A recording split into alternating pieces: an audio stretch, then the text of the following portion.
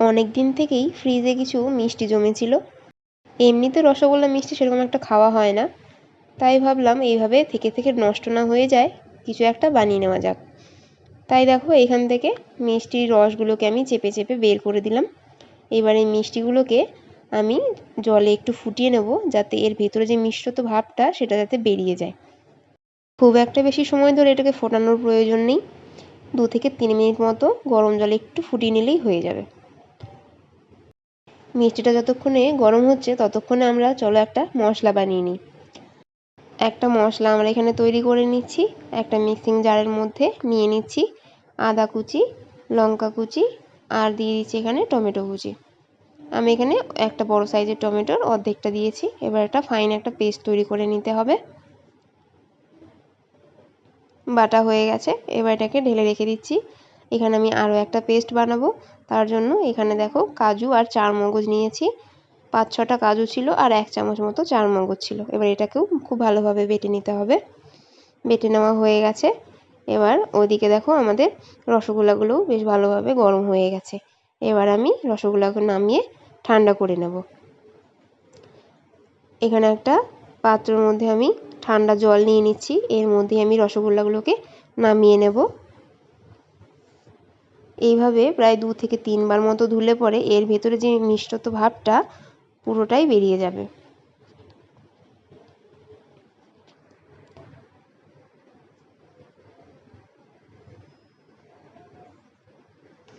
এখানে দেখো 5টা মতো মিষ্টি ভালো ছিল, আর বাকি এখানে 2খানা মিষ্টি ভেঙে গেছিলো। আমি খুব জোরে চিপে দিয়েছিলাম, যার কারণে এটা গরম হওয়ার সময় ভেঙে গেছে। ওটাকেও আমি ফেলে দেবো না, ওটাকেও আমি জল থেকে চেপে তুলে নেব। এবারে খুব ভালোভাবে জল থেকে তুলে চিপে চিপে পুরো জলটাকে বের করে দিতে হবে। এই রসগোল্লাটাকেই আমরা একদম পনিরের মতো ইউজ করব। দেখো পুরো জলটা আমি বের করে দিয়েছি। এইভাবে আমি বাকি রসগোল্লাগুলোরও জল বের করে নিচ্ছি। দেখো এখানে সবকটা বের করে নেওয়া হয়ে গেছে। এবার একটা কড়াই বসিয়ে দিচ্ছি। কড়াইটা গরম হলে এর মধ্যে দিয়ে দিচ্ছি 2 টেবিল চামচ মতো সর্ষের তেল। তোমরা চাইলে এটা সাদা তেলেও করতে পারো। এবারে ওপর থেকে সামান্য পরিমাণে হলুদ আর খুব সামান্য পরিমাণে নুন দিয়ে দিচ্ছি। এই তেলের মধ্যে আমি রসগোল্লাগুলোকে ভেজে নেব, তাই এখানে আমি তেলের মধ্যেই দিয়েছি, যেহেতু আমি ওই রসগোল্লার সাথে নুন আর হলুদ মিশাইনি। এইভাবে দিলে প্রত্যেকটা রসগোল্লাই খুব সুন্দরভাবে কালারটা আসবে আর নুনটাও খুব ভালোভাবে সব জায়গায় ছড়িয়ে যাবে। খুব ভালোভাবে নুন হলুদ মেশানো হয়ে গেলে একটা একটা করে রসগোল্লাকে আমি দিয়ে দিচ্ছি। খুব একটা সময় লাগবে না এগুলোকে ভাজতে, হালকাভাবে একটু ভেজে নিতে হবে। একদিকটা হয়ে গেলে আমি এভাবে একটু উল্টে দিচ্ছি। 2 থেকে 3 মিনিট মতো ভাজলেই দেখবে খুব সুন্দরভাবে ভাজা হয়ে গেছে। রসগোল্লাগুলো পারফেক্টলি ভাজা হয়ে গেছে। এবার আমি এগুলো নামিয়ে নিচ্ছি।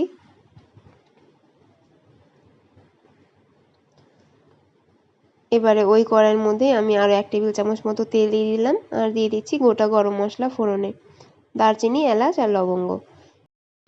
এই ফোড়ন থেকে যখন খুব সুন্দর গন্ধ বেরোতে লাগবে তখন এর মধ্যে দিয়ে দিতে হবে আগে থেকে পেস্ট করে রাখা আদা, কাঁচা লঙ্কা আর টমেটো। এবারে এই ভালো করে এই মশলাটাকে কষাতে হবে যতক্ষণ পর্যন্ত না এর তেলটা বেরিয়ে আসছে।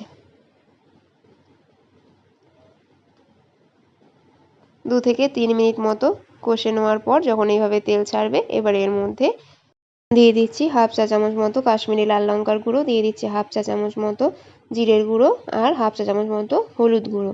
যেহেতু ঝালের জন্য আমি কাঁচা লঙ্কা দিয়েছিলাম, তাই এখানে আর কোনো লাল লঙ্কার গুঁড়ো ব্যবহার করিনি। এবার মশলাটাকে দিয়ে খুব ভালোভাবে কষে নিচ্ছি। এবারে এর মধ্যে দিয়ে দিচ্ছি কাজু বাদাম আর চারমগজের পেস্ট। এই কাজু বাদাম আর চারমগজটাকে দিয়েও খুব ভালোভাবে কষাতে হবে। এই সময় কিন্তু গ্যাসের ফ্লেমটাকে লো রাখতে হবে, যেহেতু কাজু বাদাম দেওয়া আছে নিচে কিন্তু লেগে যাওয়ার একটা সম্ভাবনা থাকে। এবার ওই বাটি ধোয়া জলই আমি এখানে কিছুটা ব্যবহার করেছি, ওই 2 চামচ মতো। এবার এই মশলাটাকে খুব ভালোভাবে কষাতে হবে একটু সময় নিয়ে। যখন এই মশলা থেকে তেল ছেড়ে যাবে তখন এর মধ্যে দিয়ে দিচ্ছি আমি 1 টেবিল চামচ মতো ফ্যাটানো টক দই। টক দইটাকে দিয়েও খুব ভালোভাবে মেশাতে হবে যতক্ষণ পর্যন্ত না এই মশলাটা থেকে তেল বেরিয়ে আসছে। তোমরা চাইলে এই সময় একটু চিনি অ্যাড করতে পারো। খুব ভালোভাবে কষিয়ে নেওয়া হয়ে গেছে দেখো। এবারে এর মধ্যে দিয়ে দেবো পরিমাণ মতো জল। তুমি ঠিক যতটা গ্রেভি রাখবে ঠিক ততটা পরিমাণে এখানে জল দেবে। আমি অল্প পরিমাণে জল এখানে দিয়েছি। জলটাকে দিয়ে মশলার সাথে খুব ভালোভাবে মিশিয়ে দিচ্ছি। এবার এর মধ্যে দিয়ে দেবো স্বাদ মতো নুন।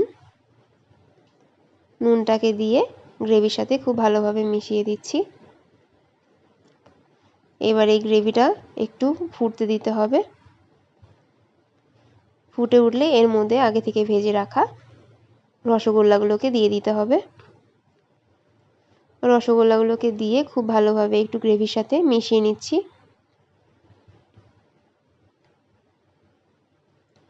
এই রেসিপিটা খুব একটা বেশি সময় লাগে না হতে, কিন্তু সত্যি কথা বলছি এটা যদি কেউ বাড়িতে একবার বানায় কেউ বুঝতেই পারবে না এটা রসগোল্লা দিয়ে তৈরি, এতটাই সুস্বাদু হয় খেতে। দেখো গ্রেভিটা বেশ অনেকটাই ফুটে উঠেছে, গায়ে গায়ে হয়ে গেছে। এবার এর উপর থেকে সব শেষে দিয়ে দেবো সামান্য পরিমাণে গরম মশলার গুঁড়ো। তোমরা চাইলে এখানে সামান্য ঘিও দিতে পারো, আমি এখানে দেইনি। এবার এই গরম মশলার সাথে খুব ভালোভাবে মিশিয়ে আমি এটাকে স্ট্যান্ডিং টাইমে 5 মিনিটের জন্য রেখে দেবো।